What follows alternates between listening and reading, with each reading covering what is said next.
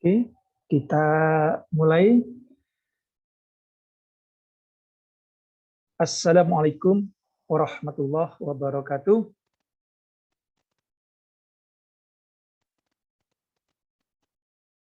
Waalaikumsalam Tina, warahmatullahi wabarakatuh. Alhamdulillah. Ya, sambil kita menunggu Fadil, kita manfaatkan waktu.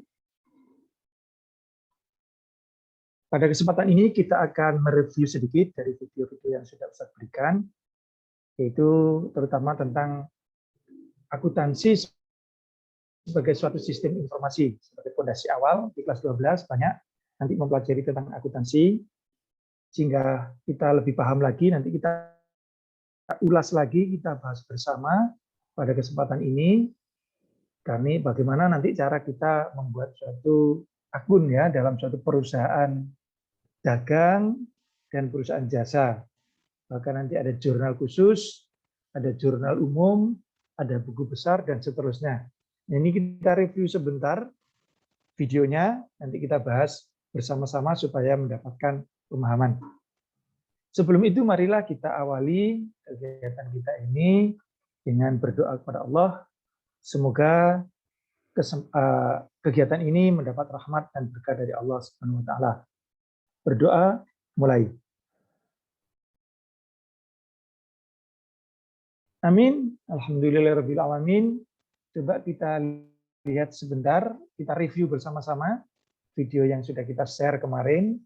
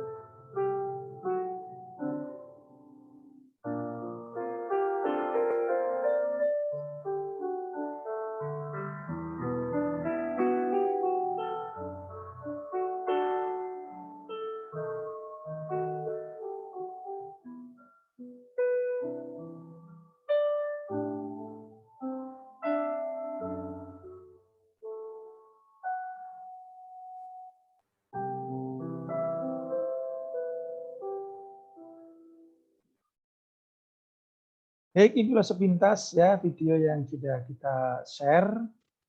Dan mari kita bahas bareng-bareng mulai dari awal. Jadi apa itu akuntansi? Karena nanti di kelas 12 itu banyak kita belajar tentang akuntansi. Di samping nanti kita secara teoritis kita tahu, juga nanti kita bisa membuat ya melakukan akuntansi yang sederhana seperti nanti jurnal khusus, jurnal umum dan seterusnya pada perusahaan dagang dan pada perusahaan jasa. Oke, untuk hari ini kita lihat satu persatu. Jadi kita preteli, kita analisis satu persatu apa sih itu akuntansi. Nah, pengertian secara umum ya, secara umum dari beberapa pendapat, dari beberapa definisi. Jadi akuntansi itu seni pencatatan. Jadi bagaimana cara mencatat yang baik. Namanya seni itu berarti sebagus mungkin. Nah, seni kan penggolongan, digolong-golongkan, diringkas dan dinyatakan dalam satuan mata uang. Makanya kalau akuntansi itu ya ngitung uang. Nah, seperti itu. Jadi inilah pengertian akuntansi. Makanya nanti ada kalau dalam jurnal khusus ada uang masuk dicatat, ada uang keluar dicatat, ada apa? Piutang dicatat, piutang itu yang memberi pinjaman, ada hutang dicatat, semuanya dicatat semua. Beli barang apapun dicatat. Supaya nanti nggak ada kesalahan. Nah, inilah dicatat sehingga berapa uang kita keluarkan, berapa uang masuk, harus seimbang, harus balance, nggak boleh. Misalnya ada uang 1 juta dibelanjakan, catatannya harus sama 1 juta. Kalau ada kurang, misalnya baru 900, ya yang mana 100? Makanya diketahui seperti itu. Itu seni pencatatan ya tentang mata uang. Nah, inilah yang dimaksud dengan akuntansi, yaitu pencatatan, penggolongan, peringkasan, dan dinyatakan dalam satuan mata uang. Nah, karena mata uang kita rupiah, otomatis rupiah. Atau sekarang yang sedang ngetren kadang-kadang bukan Rp tapi K. Nah, sekarang kadang-kadang di belanja-belanja itu nggak rupiah dipakai. 10K. Apa 10K itu? Apa Dena 10K? Pernah dengar itu? Pernah, 10.000. Apa 10K itu apa itu? 10.000. Jadi 10.000. K itu jadi ya. Jadi kadang sekarang dulu K ya nggak tahu istilahnya sekarang itu 10.000. Nah, kadang kalau misalnya kayak di Jawa ini, di Jawa Timur misalnya kan, itu 1 juta itu 1.000. Jadi dalam masyarakat biasa mau pinjam uang berapa? 1.000, itu 1 juta. Nah, itu masyarakat ya. Tapi dalam pencatatan tertulis harus rupiah. Singkatannya Pak, rupiah itu deal. Kalau mata uang rupiah biasanya ditulis apa itu? Kalau kita lihat misalnya di belanja di online apa? RP atau sekarang yang sedang apa? IDR ya. IDR. Jadi IDR itu Indonesia rupiah. Jadi yang Indonesia. Karena ada nanti rupiah. Kalau rupiah mata uang India. Jadi RP sebenarnya RP berapa? Tapi kadang-kadang sekarang orang itu IDR. Bahkan ada kali itu apa yang berlaku di masyarakat itu. Tapi intinya akuntansi dalam mencatat uang, dicatat, digolongkan, diringkas, dan dinyatakan dalam bentuk mata uang. Karena ini rawan masalah uang ini. Kadang-kadang cuma 25 rupiah, iya kalau satu orang. Tapi kalau jutaan orang berapa sudah? Makanya dengan adanya akuntansi ini lebih jelas, dicatat lebih jelas, berapa keluar, berapa masuk. Nah, nanti dalam jurnal itu akan lebih jelas lagi. Berikutnya kita bahas ini dulu ya, fondasi pertama dalam akuntansi.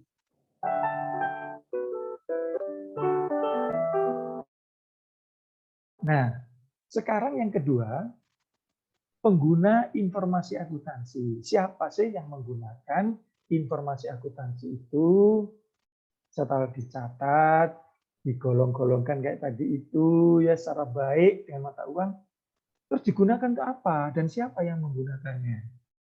Nah, di sini jadi pengguna informasi itu ada 2 kategori, yaitu yang internal atau kita sebut internal users, jadi pemakai atau pengguna internal, dan external user atau pemakai eksternal. Internal itu dalam ya, internal bagian dalam, kalau eksternal itu di luar. Nah, seperti itu. Nah, yang dalam itu yang mana? Yang luar yang mana? Nanti kita lihat satu persatu. Jadi pengertian tadi sudah, jadi sini pencatatan ya, penggolongan tadi dinyatakan dalam uang. Nah, ini akan digunakan oleh dua kategori, yaitu internal dan eksternal. Oke, kita lanjutkan. Nah, sekarang pengguna internal. Siapa saja itu? Nah, internal antara lain berarti di dalam satu perusahaan internal ya kan, yang menggunakan itu adalah direktur atau manajer keuangan. Sudah otomatis ya kan, urusannya uang. Nah, jadi yang pertama pengguna internal akuntansi itu adalah direktur atau manajer keuangan. Otomatis mempertanggungjawabkan berapa uang masuk, berapa uang keluar. Sehingga sampai nanti ada sisa berapa adalah laba berapa. Kalau sisa lebih itu berarti ya untung, apa? Kalau sisanya mungkin berarti ya rugi. Makanya ada nanti neraca laba rugi, itu nanti pembahasan berikutnya. Nah, manajer keuangan tugasnya itu. Dan itu harus rinci, sejelas mungkin, makanya tadi itu dicatat semuanya. Untuk melaporkan nanti tugasnya sebagai manajer keuangan. Nah, yang kedua, direktur operasional dan manajer pemasaran. Nah, bagian pemasaran. Bagian operasional misalnya dalam perusahaan dagang, berapa barang yang terjual itu? Berapa unit dan nominalnya berapa? Nah, ya kalau barangnya satu, kalau barangnya banyak, harus dicatat semua. Barang A harganya berapa? Berapa unit? Barang B harganya berapa? Berapa unit? Nah, nanti tujuannya apa? Kira-kira pemasaran bulan ini itu mengalami kenaikan atau penurunan. Kenaikan otomatis kalau jumlahnya uang lebih besar ya naik, kalau jumlahnya uang lebih kecil ya turun. Nah, kalau jumlahnya naik, mengambil keputusannya gimana digunakan? Apakah produksinya ditambah, apakah produksinya tetap, ataukah produksinya dikurangi, atau operasionalnya diperluas.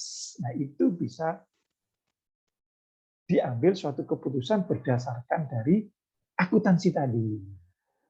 Jadi direktur operasional dan manajer pemasaran. Dilihat dengan apa? Akuntansi tadi keuangannya satu bulan ini gimana jumlah uangnya, pendapatannya berapa. Makanya kalau pendapatannya lebih berarti ya untung, kalau pendapatannya kurang kan itu gampangnya begitu saja. Kalau ada peningkatan pendapatan, nah barulah diambil suatu kebijakan atau keputusan bagaimana bulan berikutnya. Tadi sudah saya sampaikan, ditambah produksi barangnya atau diperluas operasional pemasarannya. Nah, kalau rugi juga begitu, kok bisa kurang? Apanya? Nah, setelah katakanlah semuanya nggak ada persoalan, nah berarti apakah akan dikurangi? Di mana ini operasionalnya atau barangnya akan dikurangi? Atau ada terobosan baru lagi bagian pemasaran? Atau perlu dilakukan iklan?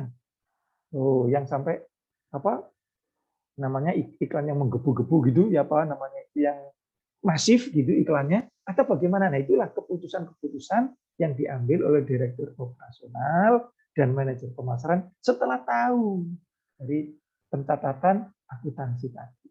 Oke, itu pengguna internal ya. Anggap saja dalam suatu perusahaan pengguna internalnya. Berarti orang dalam yang memakai itu manajer keuangan, direktur operasional dan manajer pemasaran. Yang ketiga, bagian dalam atau orang dalam ini internal ya, internal resource, itu manajer dan supervisor produksi. Nah, tadi kaitannya tadi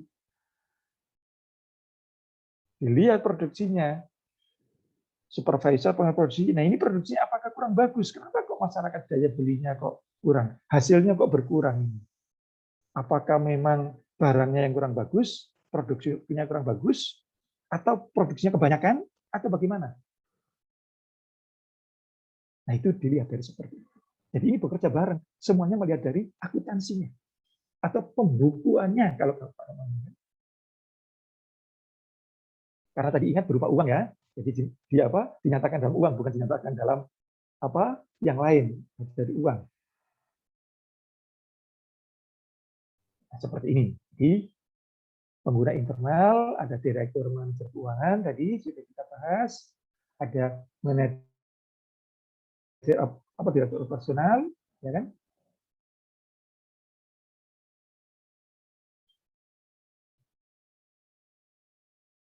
Jadi kalau kita ulas kembali secara garis besarnya, yang direktur manajer keuangan itu adalah untuk menentukan mampu atau tidaknya suatu perusahaan dalam melunasi utang secara tepat waktu pada kreditur atau pada bankir. Karena dari pendapatan yang dilihat dari akuntansi tadi. Nah, makanya sangat dibutuhkan itu.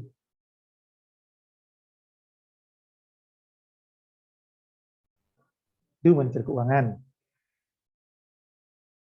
Sedangkan pemasaran secara garis besarnya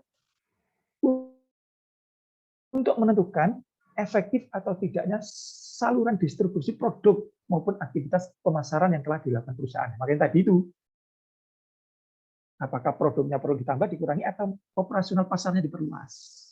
Nah, sedangkan supervisor produksi, kenapa dia membutuhkan informasi akuntansi, yaitu untuk menentukan harga pokok produksi yang pada akhirnya juga digunakan sebagai dasar untuk menetapkan harga jual.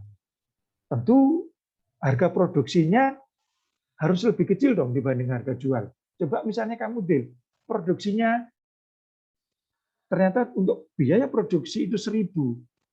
Kalau dijual 1.000, untung nggak perusahaan itu? Ya? Rugi. Ya nggak ada untungnya, apalagi dijualnya lebih rendah, ya rugi. Makanya biaya produksi semua di total semua 1.000, jualnya harus di atas 1.000. Nah, seperti itu. Bisa 1.200 deh, bisa 1.300, tergantung juga nanti untuk ongkos transportasi itu diperhitungkan semua. Nah, inilah gunanya akuntansi itu. Informasi akuntansi ini seperti itu dari pihak internal. Nah, sekarang dari pihak eksternal. Siapa saja mereka itu? Dari pihak eksternal, yang pertama investor. Apa itu Dena? Investor itu Penanaman modal. penanam, bukan penanaman, penanam. Berarti punya uang apa tidak ini investor nih? Punya. Nah, dia yang punya uang, ya kan? Mau menanamkan modalnya berapa M, apa berapa T, atau berapa juta, ya kan? Tentu nggak mungkin langsung, oke, saya tanamkan modal saya sekian M kepada ini. Nggak mungkin langsung begitu. Dilihat dulu pembukuannya, akuntansinya. Ini perusahaan ini eksis apa tidak? Perusahaan yang bonafit apa tidak? Apa sih perusahaan bonafit itu, Den? Nah, sekarang perusahaan bonafit itu perusahaan yang bagaimana sih? Coba. Perusahaan yang bonafit. Apa itu? Misalnya kita dengar, perusahaan yang bonafit ini. Gampangnya perusahaan yang bagus atau perusahaan yang kurang bagus? Gimana, Den? Yang apa? Bagus. Yang bagus. Nah, perusahaan dilihat bagus tidaknya itu dari keuangannya. Gitu loh. Nah, kalau perusahaan itu rugi, yang nggak bonafit, nggak mungkin investor mau menanamkan modalnya. Berarti membuang-buang uang itu. Nah, makanya karena dia yang punya uang, otomatis dalam prinsip ekonomi, si investor ini kan ingin untung. Nggak mungkin dong menanamkan modal kok ingin rugi itu, berarti amal. Kalau amal tentu tidak dapat untung. Misalnya kan, saya beramal atau berinfak sekian puluh ribu, sekian puluh juta. Nggak mungkin keuntungan saya berapa, tidak boleh. Tapi kalau investor dalam bidang bisnis, pasti yang dicari adalah keuntungan.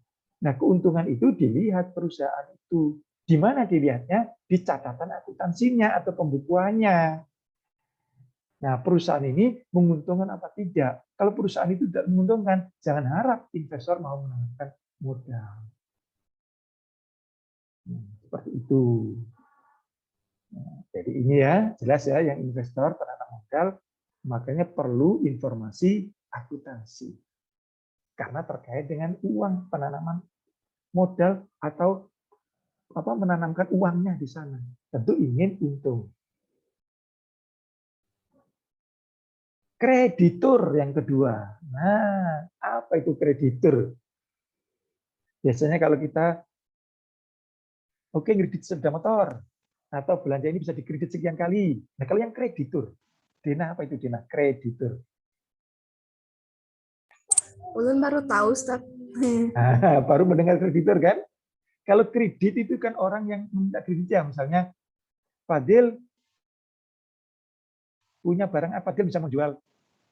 Ulun punya ini Ustaz, punya motor tahun 2010, silakan dibeli, berapa harganya? Misalnya 6 juta. Bisa nggak dia saya kredit?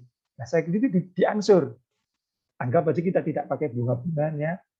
Saya kredit selama 6 bulan, dia 1 bulannya 1 juta. Berarti saya ini kan yang mengkredit. Nah, si Fadil ini yang punya modal, itu yang namanya kreditur, memberikan kredit. Nah, biasanya kreditur yang punya uang siapa sih di Indonesia ini? Yang paling punya uang banyak. Siapa, Dil? Ayo Dena, siapa yang paling punya uang banyak di Indonesia? Dari Ustadz. Sumbernya uang. Hah? Ayo. Sumbernya uang siapa? Orang yang punya uang banyak. Orang yang mau beli. Orang yang mau beli. Di Indonesia, orang yang uangnya banyak atau yang paling banyak uangnya di Indonesia itu apa atau siapa? Tempatnya uang lah, gudangnya uang. Sudah sering kita lihat itu bank, ya. Nah, bank itu tempatnya uang. Nggak ada bank itu kok nggak ada. Ya tentu saja, di mana uang yang paling banyak kalau nggak di bank.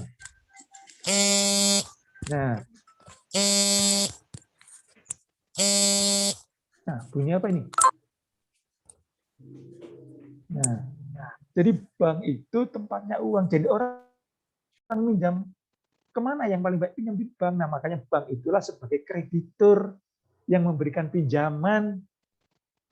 Nah, kadang-kadang kita beli motor pun lewat bank, kita bayaran ke bank. Bank membeli cash kepada distributor motor itu, nah kita bayar kredit ke bank. Nah, kita sebagai orang yang kredit itu, nah yang memberikan kredit namanya kreditur. Orangnya memberikan kredit. Nah, pihak bank atau kreditur ini nggak sembarangan memberikan pinjaman pada suatu perusahaan barang ini atau pada suatu perusahaan. Karena apa? Dilihat dulu dong pembukuannya. Sama dengan investor tadi kan. Kalau investor kan bisa perorangan. Bang, ngapain dipinjemi? Pembukuannya rugi. Nanti bisa macet kreditnya. Makanya dilihat informasi akuntansinya tadi, termasuk perusahaan yang bonafit tadi, atau perusahaan yang menguntungkan apa tidak. Ini berguna dari pihak bank, akuntansinya dilihat. Nah, nggak sembarangan bank itu juga ahli-ahli akuntansi, banyak yang ahli akuntansi itu, sehingga tahu. Nah, jadi kreditur ini adalah biasanya pihak bank, bankir ya, para bankir. Nah, atau para supplier yang mensuplai uang. Nah, seperti itu.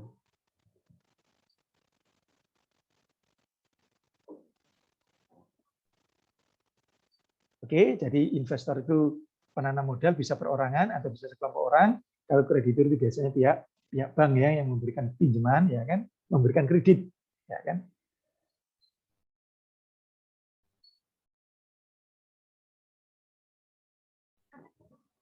Nah, itu. Jadi supaya nggak ada risiko macet nanti tujuannya seperti itu. Oke. Yang kedua, eksternal ya, investor. Yang ketiga, pemerintah. Nah, bank itu kembali ada juga bank itu pemerintah miliknya itu BUMN, ada juga bank swasta. Di kelas 2 sudah kita bahas kan, yang macam-macam bank, ada bank swasta, ada bank pemerintah atau BUMN ya kan. Tapi ini khusus ini juga ada yang memakai pemerintah. Coba kira-kira gimana Dena? Kok pemerintah kok penting ini kan? Untuk apa sih selain untuk bank tadi kan yang bank pemerintah? Kenapa pemerintah itu kok menganggap penting atau perlu mengetahui akuntansi, informasi akuntansi suatu perusahaan. Mau apa sih pemerintah ini? Nah, kira-kira gimana? Dena, coba. Itu kayak semacam surat izin dan kayak untuk mengetahui apakah maksudnya perusahaannya tuh kayak baik-baik atau kayak malah melenceng gitu. Nah, jadi pemerintah perlu Nah, tahu tuh. gitu, nggak perlu izin gitu. Nah, Tentang perusahaannya. izin ya, Ya. perusahaannya izin.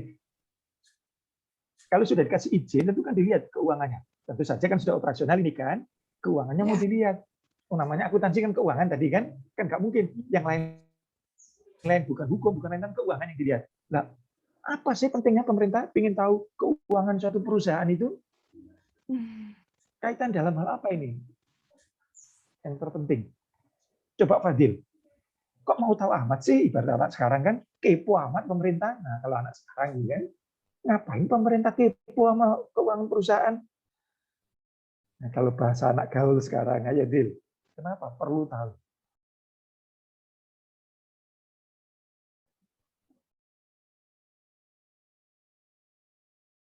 Kaitannya dengan apa ini? Yang paling penting bagi pemerintah.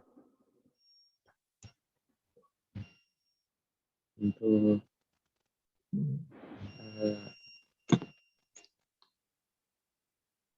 untuk memantau keuangan suatu perusahaan.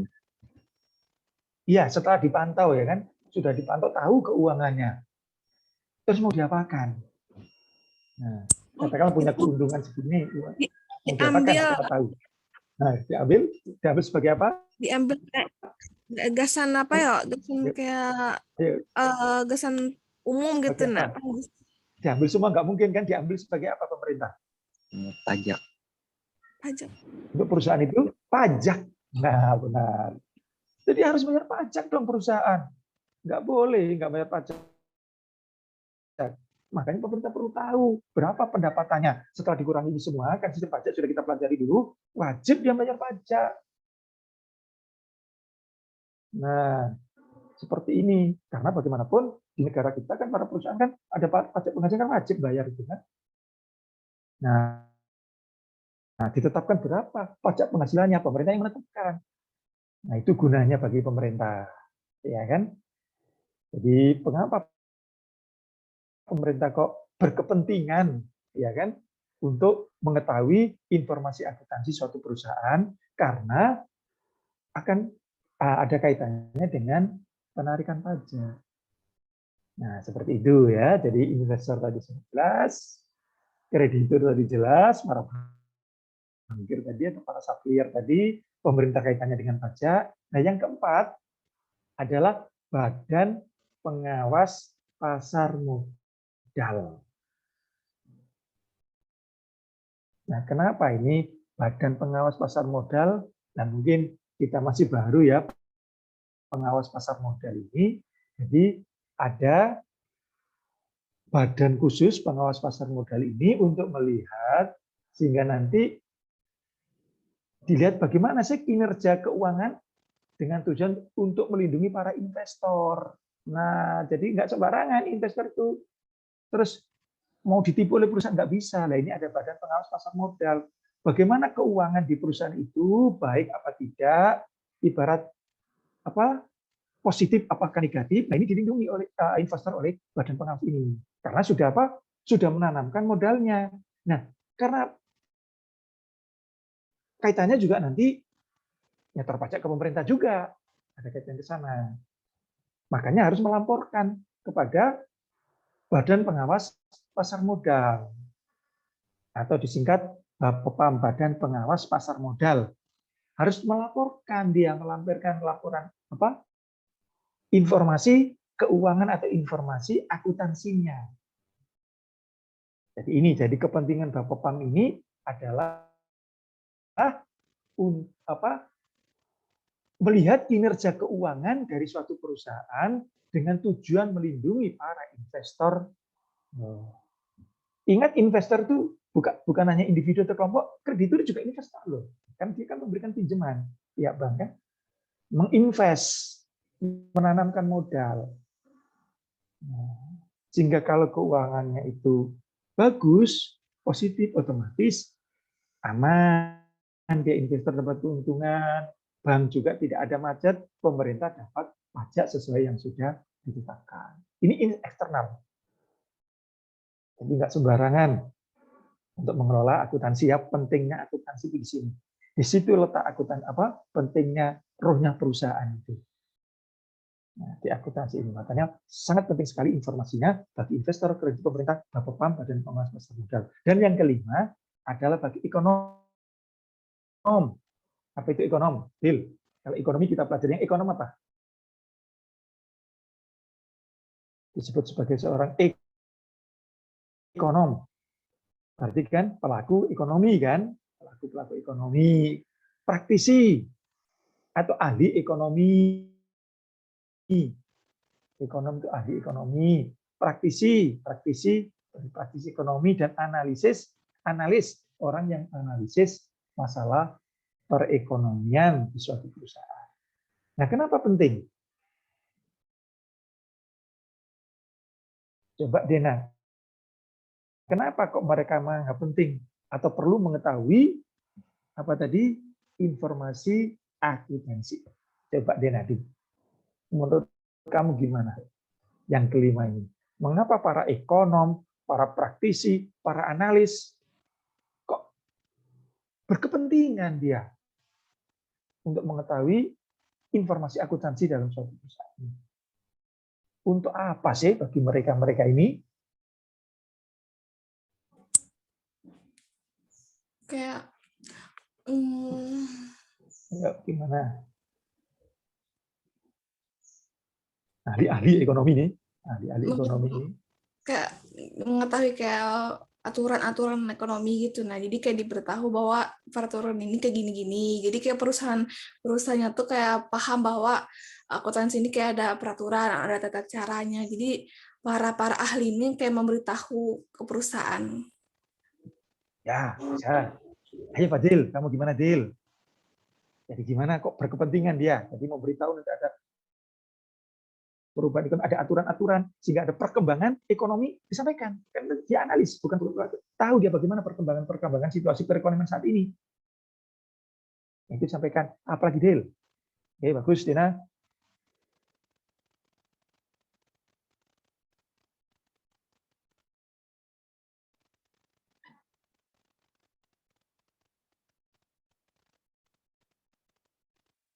Kita sudah belajar inflasi, ingat Fadil? Sudah kemarin apa sih? Coba masih ingat nggak inflasi itu apa sih?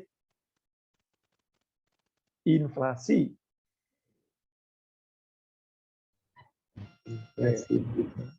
Apa? Inflasi itu apa, Dil?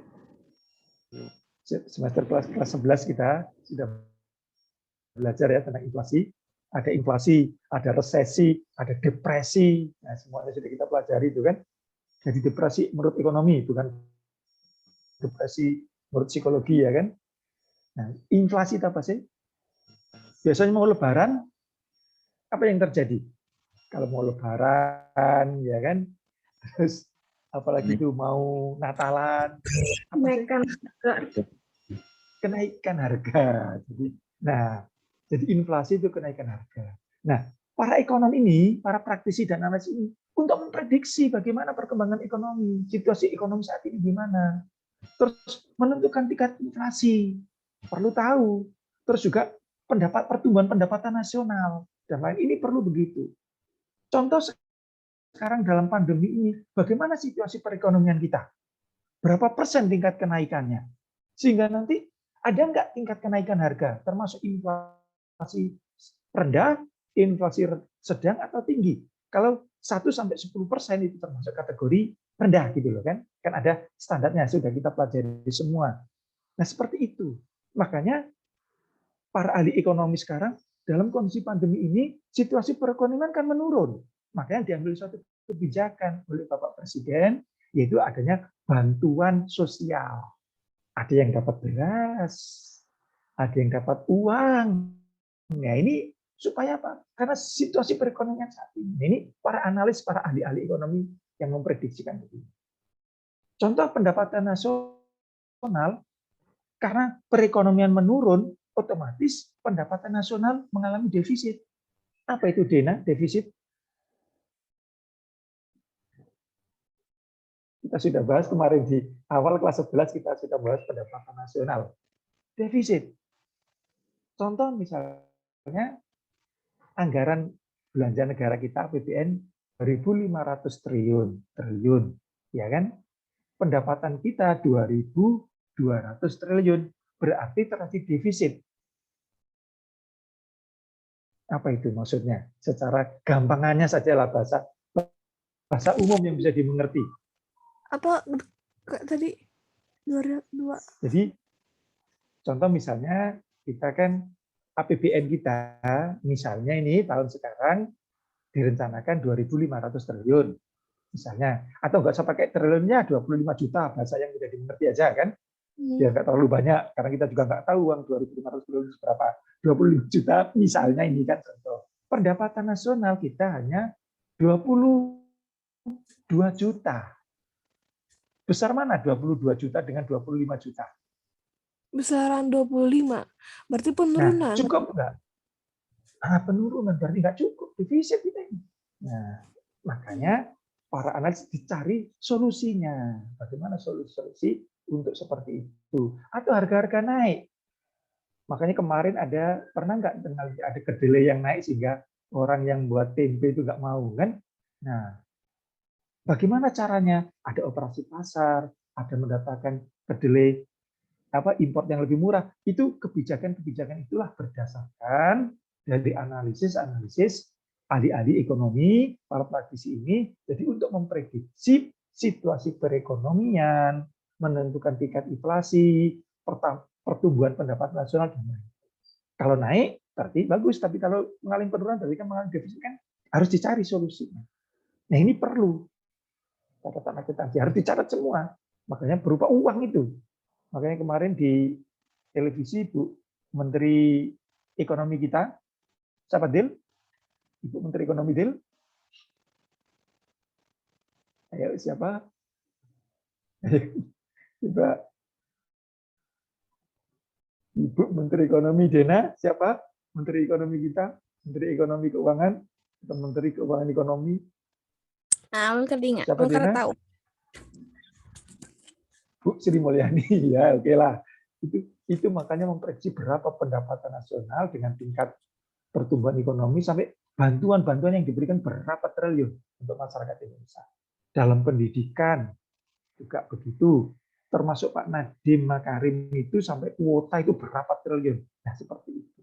Jadi dengan kondisi perekonomian, akhirnya diambillah suatu kebijakan. Itu gunanya. Dan uang semua itu. Nah, harus dilupakan uang, akuntansi makanya berupa uang. Nah, kalau pendapatan nasional sudah kita tahu kemarin kan di kelas 11 ya. Nah, jadi inilah pentingnya pengguna informasi akuntansi pihak eksternal. Jadi yang pertama investor, yang kedua kreditur, yang ketiga pemerintah, dan yang keempat adalah Badan Bapepam, Badan Pengawas Pasar Modal, dan yang kelima adalah para ekonom, para praktisi, dan para analis ekonomi, ini kan yang para ahli-ahli semuanya. Oke, mungkin ada yang tanyakan dari pengertian dan pengguna. Silakan, yang belum jelas. Fadil, Dina, sebelum kita lanjutkan. Nggak ada, Ustadz. Oke, Fadil. Jelas, Dil? Kita lanjutkan. Kita lihat satu persatu. Nah, sekarang yang ketiga adalah akuntansi publik. Nah, jadi seorang akuntans itu bisa berpraktek kayak apa? Hukum itu loh, praktek notaris, praktek pengacara, atau seperti dokter. Ya, dokter bisa juga berpraktek, ada spesialis anak, ada spesialis kandungan, ada spesialis kulit, dan lain-lain. Jadi akuntan juga begitu, akuntan publik nanti. Jadi seorang akuntan juga bisa berpraktek secara perorangan atau juga sebagai bagian anggota dari suatu kantor akuntan publik boleh berpraktek. Nah, tapi ada syaratnya, gitu loh kan? Harus ada syarat pendidikan, pengalaman dan ujian khusus. Nah, boleh nggak kalau lulusan sarjana pendidikan itu menjadi akuntan publik? Boleh nggak kira-kira? Sekarang apa? Sarjana pendidikan dia, katakanlah sarjana pendidikan ngajar bahasa Indonesia misalnya, boleh nggak menjadi akuntan publik? Menurut kamu, Dil, gimana, Dil, kira-kira, Dil?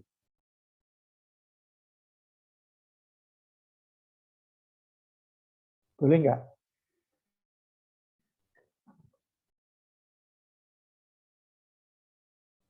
Boleh apa tidak? Pilih salah satu aja. Gimana, Dil? Tidak. Nggak boleh ya. Jadi harus dari pertama S1-nya jurusan akuntansi. Tapi nanti kalau kuliah, kalau Dena, Fadil misalnya ingin menjadi akuntan publik, berarti ngambil jurusan akuntansi. Biasanya fakultasnya fakultas ekonomi, jurusan akuntansi. Itu yang pertama syarat pendidikan. Kalau di Indonesia ya ini, kan di Indonesia. Terus mengikuti program pendidikan profesi, jadi harus pendidikan profesi lagi. Yaitu profesi akuntansi atau PPA, pendidikan profesi akuntansi. Jadi ada pendidikan yang lagi baru disebut sebagai akuntan atau disingkat AK belakangnya. Jadi seperti itu. Jadi kalau ekonomi, sarjana ekonomi AK berarti dia sudah mendapatkan bimbingan profesi kayak dokter. Kalau dokter saja itu sarjana eskes misalnya kan sarjana kesehatan, sarjana kedokteran, kesehatan itu harus profesi lagi, pendidikan profesi 2 tahun. Nah, baru nanti bisa disebut dokter. Nah, untuk izin praktek nanti ada Ikatan Dokter Indonesia. Nah, seperti itu. Jadi nggak sembarangan lulus S1 akuntansi jadi akuntan, nggak boleh, harus melanjutkan pendidikan profesi. Nah, guru juga demikian sekarang. Ada PPG. Jadi untuk menjadi guru ada program pendidikan guru lagi. Bagaimana pendidikan profesi para dokter, para akuntan, para lawyer atau para notaris. Notaris juga sarjana hukum asalnya. Dia ngambil pendidikan profesi yaitu notaris. Nah, seperti itu. Jadi tidak sembarangan jadi lulus akuntansi langsung jadi akuntan. Nggak ada syarat-syarat yang harus diikuti. Apalagi bukan jurusannya. Misalnya kayak Ustadz ini jurusan pendidikan misalnya, jadi akuntan nggak boleh, harus ambil jurusan akuntansi. Jadi nggak sembarangan, memang harus profesional. Nah, inilah akuntan publik ya. Oke, jadi itu gambarannya. Boleh praktek. Jadi boleh berpraktek sebagaimana dokter praktek, sebagaimana notaris berpraktek, sebagaimana pengacara berpraktek. Boleh. Tapi dengan catatan harus mengikuti syarat-syarat yang sudah ditentukan.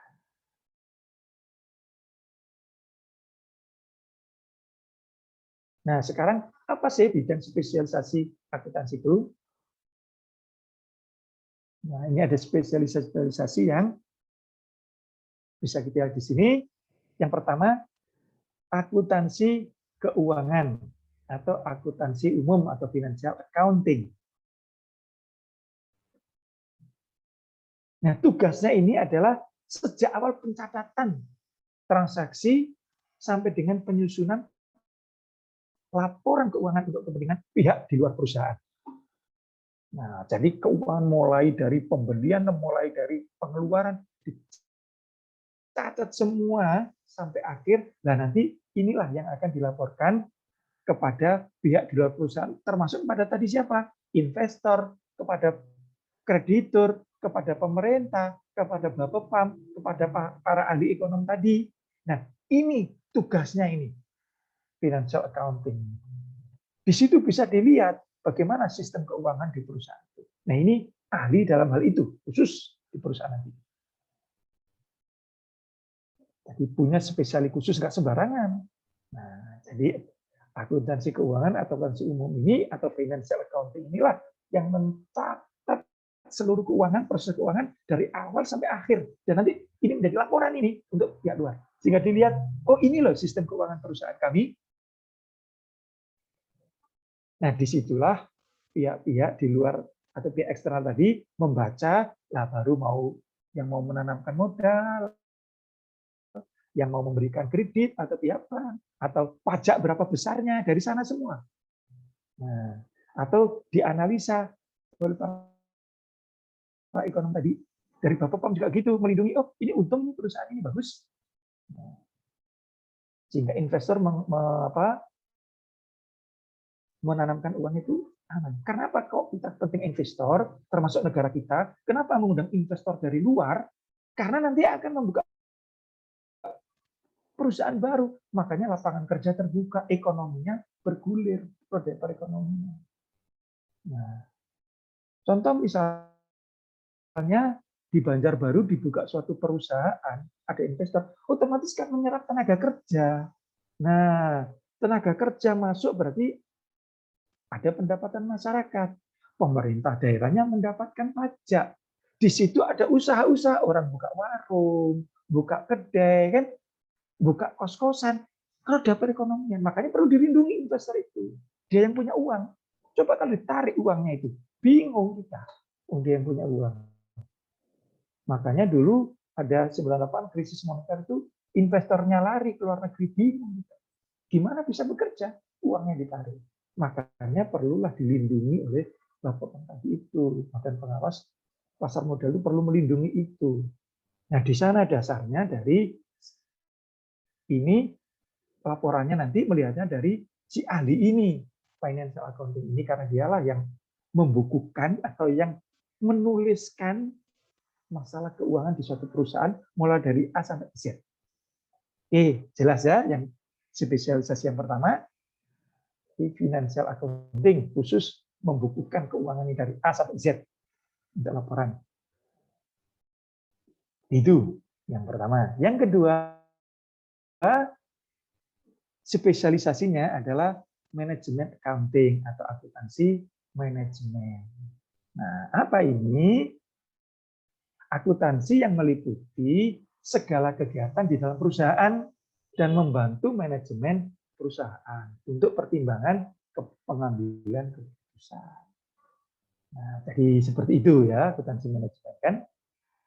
Segala kegiatan di dalam perusahaan dan membantu manajemen perusahaan mengambil suatu pertimbangan keputusan. Ini ahli accounting manajemen ini kan. Bagaimana perusahaan itu mengambil keputusan, si manajemen perusahaan itu dasarnya pertimbangan, salah satunya pertimbangan si manajemen accounting atau akuntansi manajemen. Nah, jadi bukan pelaporan, kalau tadi pelaporan uang yang financial accounting tadi yang pertama A sampai Z, ini dari situ juga dasarnya, tapi keputusan apa sih yang diambil? Nah, si akuntan manajemen memberikan masukan-masukan. Nah, itu yang kedua ya. Yang ketiga, akuntansi biaya atau cost accounting.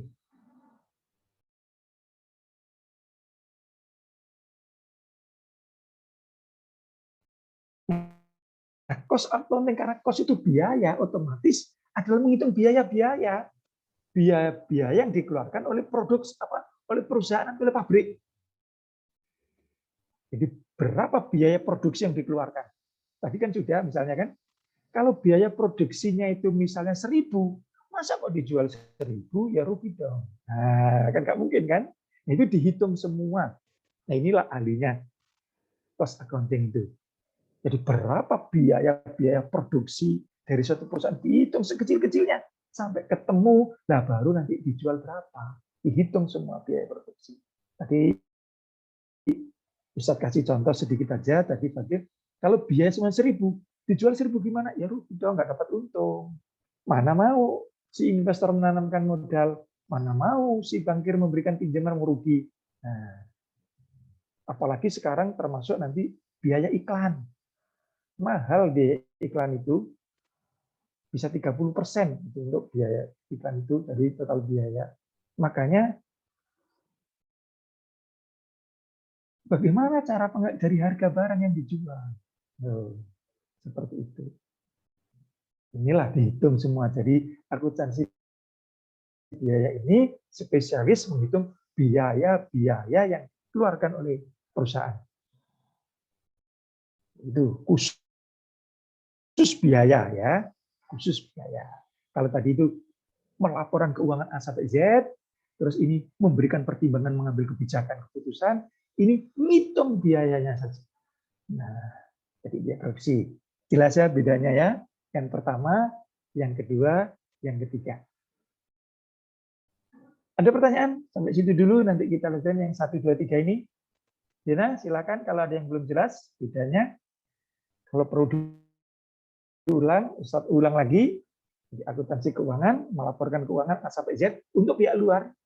Nah, untuk pihak luar nanti pihak eksternal, sehingga tahu bagaimana kondisi keuangan perusahaan. Akuntansi manajemen membantu si manajemen perusahaan itu mengambil keputusan, sedangkan biaya ada menghitung biaya-biaya produksi. Sehingga nanti biaya produksi tahu berapa jualnya perusahaan nanti kan barangnya sudah dihitung semua. Oke, kita lanjut ya. Yang keempat, spesialisasi akuntansi, yaitu akuntansi pemeriksaan atau auditing. Nah, namanya audit mesti melakukan pemeriksaan. Makanya ada kalau sudah diaudit itu melakukan pemeriksaan yang berhubungan dengan akuntansi umum, ya biasanya dilakukan oleh akuntan publik. Nah, ini akuntan publik itu yang ahli akuntansi itu diperiksa bagaimana sih akuntansinya, pembukuannya gimana. Jadi ada sehingga apa semakin yakin kalau dari perusahaan bagaimanapun kadang-kadang masih belum meyakinkan namanya perusahaan, masih ada kepentingan perusahaan. Nah, makanya akuntansi publik itu dari pihak luar itu memeriksa. Benar nggak? Sama-sama ahli akuntansinya ini. Ahli-ahli keuangan ini. Nah, akuntansi pemeriksaan diperiksa. Benar nggak ini? Perusahaan ini bonafit apa tidak? Apakah benar perusahaan ini mengalami laba? Labanya sekian, apa benar apa tidak? Ini diperiksa ulang. Walaupun sudah dilaporkan oleh financial accounting tadi. Nah, memang ahlinya dia memeriksa itu, mengaudit. Ibarat kalau dokter itu dioperasi lah semuanya itu kan. Dibedah. Kalau dokter forensik itu seluruh badannya dibedah, dipotong-potong, dilihat. Nah, itu kalau dalam kedokteran itu kan. Makanya kata orang meninggal itu perlu divisum itu kan. Nah, itu yang ahli-ahli forensik itu mulai ujung kaki sampai ujung kepala sehingga tahu sebabnya, tahu penyakitnya, tahu kematian itu apa sebab-sebabnya. Nah, pemeriksaan mengaudit akuntansi yang ada di perusahaan itu. Sehingga bisa dikatakan perusahaan itu sehat apa tidak. Bonafit apa tidak. Sekian keuntungannya, untung apa tidak, sekian keuntungannya apa tidak. Kalau rugi, kenapa? Nah, itu dari auditing ini, seorang akuntansi pemeriksaan ini tahu. Benar-benar yang dilaporkan itu sama. Kan nggak ada rekayasa, nggak ada kesalahan. Kita nggak usah menuduh diri, karena kadang-kadang namanya manusia kan tidak terlepas kesalahan. Karena kalau diperiksa ulang, makanya akan semakin valid. Semakin valid, semakin bisa dipercaya. Itu yang keempat ya, akuntansi pemeriksaan. Makanya kadang-kadang kalau sudah datang auditor, audit harus disiapkan benar-benar itu orang-orang ahli. Kalau di sekolah ada akreditasi, bukan auditor namanya, yang asesor untuk memeriksa itu kan bukan keuangan, termasuk gurunya ini ngajarnya bagaimana, persiapan ngajarnya bagaimana, diperiksa semua, mana yang kurang bagus, mana yang perlu diperbaiki. Nah, seperti itu. Nah, sistem ngajarnya sesuai nggak dengan aturan-aturannya, mulai dari membuka salam sampai menutup gimana, dilihat semua seperti itu. Tapi bukan keuangan. Nah, ini karena akuntansi itu dalam nominal uang, makanya yang ahli keuangan adalah akuntansi pemeriksaan atau auditing. Oke, itu yang keempat. Kita lanjutkan ya. Oke, yang kelima adalah akuntansi perpajakan. Nah, ini tax accounting, khusus ini yang ahli dalam bidang pajak. Nah, bagaimana ini cara mereka ini melihatnya sehingga nanti tahu bagaimana ngisi pajaknya. Bagaimana perhitungan pajak penghasilan? Kemarin sudah kita bahas masalah perpajakan. Bagaimana cara menghitung pajak penghasilan? Kadang ada yang 60 juta penghasilan 1 tahun baru dikenai pajak. Nah, itu ada nggak sembarangan, jadi nggak 10 juta, itu ada aturannya. Nah, berapa persen dikurangi kan? Ada, jadi yang dikenakan pajak. Makanya kadang-kadang kalau kita belanja PPh 10% misalnya kan. Nah, seperti itu. Ini ahlinya ini akuntansi perpajakan. Nah, tujuannya apa? Supaya sesuai dengan aturan perpajakan yang berlaku di Indonesia. Misalnya contoh pajak penghasilan itu 10% misalnya kan, kita makan di rumah makan, kok diminta 12%? Wah, nggak benar ini, bisa kita laporkan. Atau dikurangi 8%, nggak boleh. Atau dipermainkan, misalnya perusahaan itu harusnya bayar pajak, katakanlah 500 juta. Aduh kok mahal, akhirnya dipermainkan dengan orang lain, dengan pegawai pajak itu bayar 200, nah itu berarti dinamakan korupsi namanya. Nah pasti akan ketahuan. Pasti akan ketahuan kalau diaudit, diperiksa benar-benar kan. Nah, karena ada ini, audit ini juga yang ahli. Nah, ini khusus masalah-masalah tentang pembayaran pajak, pengisian SPT, jadi apa perpajakan kan, terus penghitungan PPh, PPN dan sebagainya. Nah, ini yang ahli seperti ini adalah akuntansi perpajakan. Nah, kalau orang dinas pajak ya tahu semua. Nah, seperti itu sehingga kita diajari, ditunjukkan bagaimana cara ngisinya, bagaimana cara menurut perpajakan. Makanya sekarang ada nomor pokok wajib pajak NPWP. Nah, kalau yang punya NPWP, misalnya katakanlah bayar pajak pendapatannya 4%, yang nggak punya 6%, itu sudah ada aturan. Nah, tapi kita nggak bahas itunya, kita bahas spesiali akuntansi, memang ada yang ahli dalam bidang pajak. Itu khusus pajak tax accounting. Nggak ngurusi pembukuan perusahaan, nggak ngurusi masalah macam, tapi masalah pajak. Nah, di perusahaan juga ada nanti yang ahli seperti ini, karena nanti kaitannya dengan bayar pajak. Sehingga jangan sampai melanggar aturan-aturan perpajakan yang sudah ditetapkan oleh pemerintah. Jadi nggak sembarangan ya. Itu yang kelima ya, tax accounting. Yang keenam, akuntansi anggaran atau budget. Nah, karena anggaran berarti ya khusus di bidang anggaran. Jadi kegiatan keuangan untuk jangka waktu tertentu dilengkapi dengan sistem penganalisaan dan pengawasan. Jadi ini dianggarkan begini, dalam waktu tertentu diawasi bagaimana sih keuangan ini dianalisa dan diawasi. Ada dianggarkan segini dalam 1 tahun, bagaimana penggunaannya anggaran. Sesuai enggak dengan analisa yang diberikan gunanya untuk ini, dan diawasi jangan sampai ada melenceng dari yang sudah ditetapkan. Jadi bisa menganggarkan.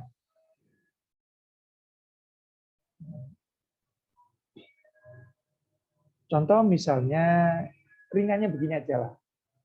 Dena misalnya katakanlah misalnya kos misalnya kan. Cuma ini kan nggak kos. Fadil juga kos. Berapa sih biaya kos itu misalnya 500 misalnya. Makannya berapa? Misalnya dianggarkan, oke dari orang tua saya anggarkan 1 bulan 1.500.000. Nah itu kan nanti ada kegunaannya. 1.500.000 itu misalnya yang 500 untuk kos. Yang katakanlah untuk makan 1 hari itu berapa? 1 hari itu katakanlah misalnya 30.000 misalnya kan. Atau 25.000 dikalikan 30 berapa? Misalnya 700. Berarti sudah 1.200.000. Nah, yang 300 untuk apa? Untuk fotokopi, untuk sabun, dan itu dianggarkan semua. Berarti 1 bulan Fadil, Dena menggunakan budget atau anggaran 1.500.000 dari orang tuanya. Nah, itu kecilnya begitu lah. Perusahaan tentu dalam jumlah skala besar, kan? Jadi sudah dianggarkan begitu. Nah, ini sudah ahli, sudah menghitung sampai biaya beli sabun mandi, biaya sabun cuci, biaya beli ini sikat gigi, biaya fotokopi, ya kan? Terus biaya mungkin minyak harum, nah misalnya kan, Nah, itu dihitung semua sampai total, katakanlah ketemu 1.500.000. Nah, ini dilaksanakan gimana dalam 1 bulan itu? Inilah akuntansi anggaran. Jadi memang berkaitan dengan kegiatan keuangan untuk jangka waktu tertentu. Nah, ini kita tentukan 1 bulan tadi itu. Menganggarkan 1 bulan, misalnya kita kos, seperti itu dianggarkan. Nah, itu dianalisa benar nggak? Ternyata Fadil, ini misalnya baru 25 hari, Pak, Bu, minta tambahan uang lagi. Nah, kenapa kok begitu? Lah, kan harus dianalisa sebabnya apa. Belum 1 bulan kok sudah habis. Nah, seperti itu. Atau ternyata ada kelebihan misalnya. Lebihnya itu dari mana? Nah, ini sehingga anggaran berikutnya bisa diatur ulang, bisa disesuaikan. Jadi inilah yang keenam, yaitu akuntansi anggaran di dalam jangka waktu tertentu. Biasanya kalau dalam akuntansi itu kan 1 tahun, 1 tahun anggaran. Nah, kita anggap saja memudahkan diri kita sendiri aja dulu 1 bulan, tapi cara kerjanya seperti itu.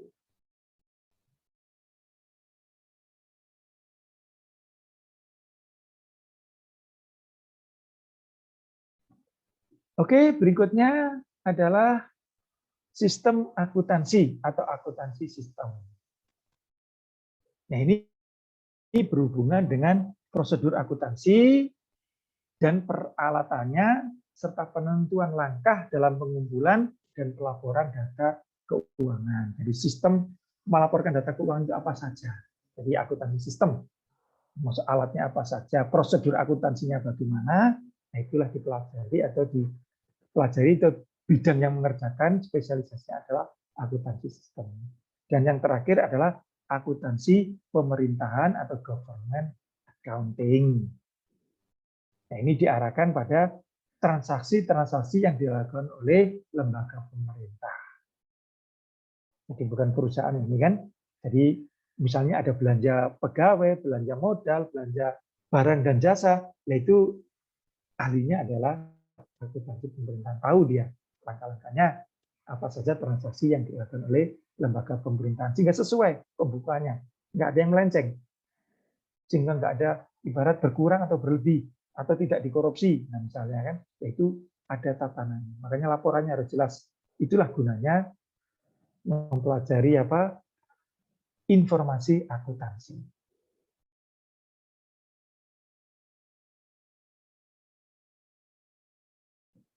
Nah, sekarang kalau kita sudah menjadi akuntan, ada etika profesi yang harus kita taati. Yaitu yang sudah disepakati ditetapkan oleh Ikatan Akuntan Indonesia atau IAI. Kalau dokter tadi Ikatan Dokter Indonesia. Nah, ini IAI ya. Nah, ini mungkin tidak asing lagi, sikap tanggung jawab profesi. Tentu saja bagaimana bertanggung jawab profesi, kepentingan publik diutamakan adalah kepentingan publik, kepentingan masyarakat, punya integritas. Nah, punya integritas, tanggung jawab yang tinggi ya kan, integritas terhadap profesinya, objektif, tidak direkayasa, berdasarkan fakta, berdasarkan data. Oh. Yang kelima, kompetensi dan kehati-hatian profesional. Hati-hati karena ini kaitkan uang. Nolnya saja kurang nulis. Contoh misalnya uang 1 juta, Fadil nulis 1 juta, kurang nolnya jadi berapa, Dil? 1 juta nolnya kurang 1 saja, keliru, nambahkan 01 aja. Tinggal 100.000, berarti 900.000 hilang. Nggak boleh. Harus seperti itu, karena ini angka. 01 kurang, bahayanya bukan main. Makanya kompetensinya, kehati-hatian profesional perlu jaga. Kerahasiaan, nah ini masalah keuangan. Kerahasiaan harus dijaga ini, nggak boleh dioper sembarangan. Seperti itu. Terus perilaku profesional, bagaimana perilaku profesional yang ditetapkan oleh Ikatan Akuntan Indonesia dan punya standar teknisnya, bagaimana teknis operasional seorang akuntan, atau sering kita dengar ada SOP, standar operasional prosedur, misalnya kan, nggak boleh melenceng dari situ. Nah, seperti itu ya. Oke, silakan kalau ada yang ditanyakan.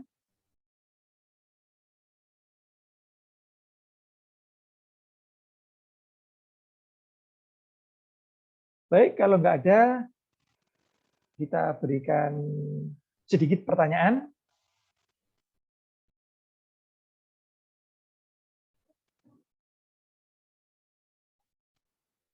Sebelum kita akhiri, nah ini ada 5 pertanyaan. Silakan nanti diselesaikan dan dikirimkan. Nanti setelah selesai pelajaran nanti dikirimkan, difoto, dikirimkan ke nomor Ustadz ya. Jadi yang pertama, soal yang pertama, terangkan mengenai akuntansi pemerintah. Dari situ ada kan apa itu pemerintah. Jelaskan mengenai standar teknis, bagaimana standar teknis tadi. Jelaskan peranan akuntansi sebagai sistem informasi. Jadi sudah kita bahas semua. Jelaskan pengertian akuntansi apabila dipilih dari sudut pandang proses kegiatannya. Nah, dari kegiatan gimana tadi? Pengertiannya kan, apa kegiatannya. Terus tujuan akuntansi itu untuk apa? Tadi kan sudah kita bahas semua. Nah, oke. Jadi silakan nanti kita share juga nanti soalnya dan nanti dijawab, difoto, ditulis tangan aja dan dikirimkan ke Ustaz. Oke, itu kegiatan kita hari ini. Sebelum kita tutup, silakan kalau ada yang ditanyakan atau ada masukan. Fadil, gimana Dil?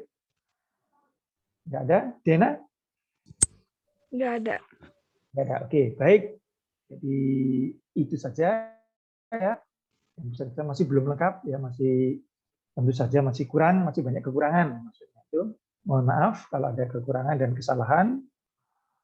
Biasa manusia itu tidak terlepas dari salah dan dosa. Silakan dipelajari lagi dalam sumber-sumber yang lain. Bagaimana akuntansi itu, pengertiannya, tujuannya, terus gunanya tadi. Mungkin bukan hanya itu, mungkin ada tambahan yang lain dan mungkin ada penjelasan yang lebih luas lagi. Itu yang Ustadz harapkan sehingga semakin paham tentang masalah akuntansi karena di kelas 12 ini banyak nanti kita belajar tentang akuntansi. Oke, baik, marilah sama-sama kita tutup pertemuan kita hari ini dengan berdoa bersama, yaitu dengan membacakan hamdalah, alhamdulillahirabbil alamin, assalamualaikum warahmatullahi wabarakatuh. Waalaikumsalam warahmatullahi wabarakatuh. Waalaikumsalam warahmatullahi wabarakatuh.